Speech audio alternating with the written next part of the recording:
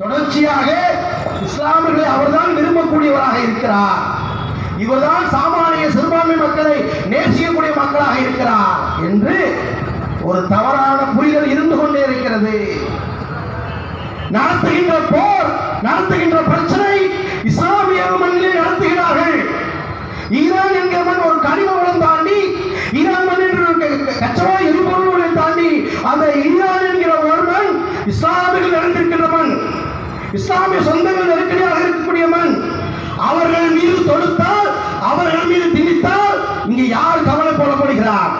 முழுக்க முழுக்க இஸ்லாமியர்களுக்கு முழுமையான எதிரி இந்த பாரதிய ஜனதா கட்சி தான், அந்த பாரத நரேந்திர மோடி தான்.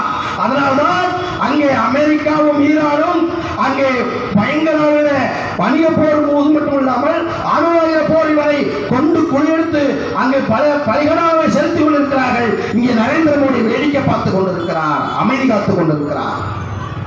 காரணம், நாம் செய்யாத வேலையை ஒருவன் அங்கிருந்து செய்கிறான், நாம் எண்ணுகின்ற எண்ணத்தை ஒருவன் அங்கிருந்து செயல்படுத்துகிறார்.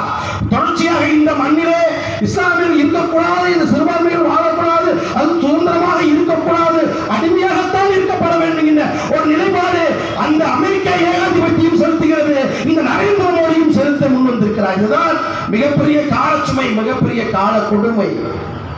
இந்த கொடுமைக்கெல்லாம் முற்றுப்புள்ளி வைக்கப்பட வேண்டும் என்றால் ஐநா தயவு செய்து வாய் திறக்கப்பட வேண்டும்.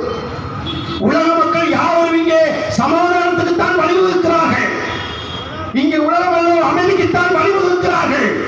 ஆனால் இங்கே இருக்கக்கூடியவர்கள் வாயை மூடிக்கொண்டிருப்பதுதான் இன்னும் கேவலமாக இருக்கிறது.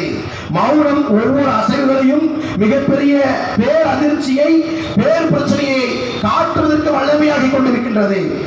பொறுத்ததுதான் பொறுத்தார்கள். அமெரிக்காவும் ஈரானும் சேர்ந்து பல்வேறு நாடுகள் சார்ந்திருக்கக்கூடிய அனைவரையும் ஓடிய சேர்ந்து ஈரான் மீது தாக்குதல் நடத்தும் பொழுது ஈரானும் அமைதி காத்தது. ஆனால் மறுபடியும் ஈரான் அதற்கு எதிராக போரை தொடங்கியது. தற்போது வரை போர்கள் நிறுத்தும்படியாக எந்த ஒரு சூழலும் அமையப்படவில்லை. வான்வெளி போக்குவரத்து வரை போரிட்ட இந்த நிலை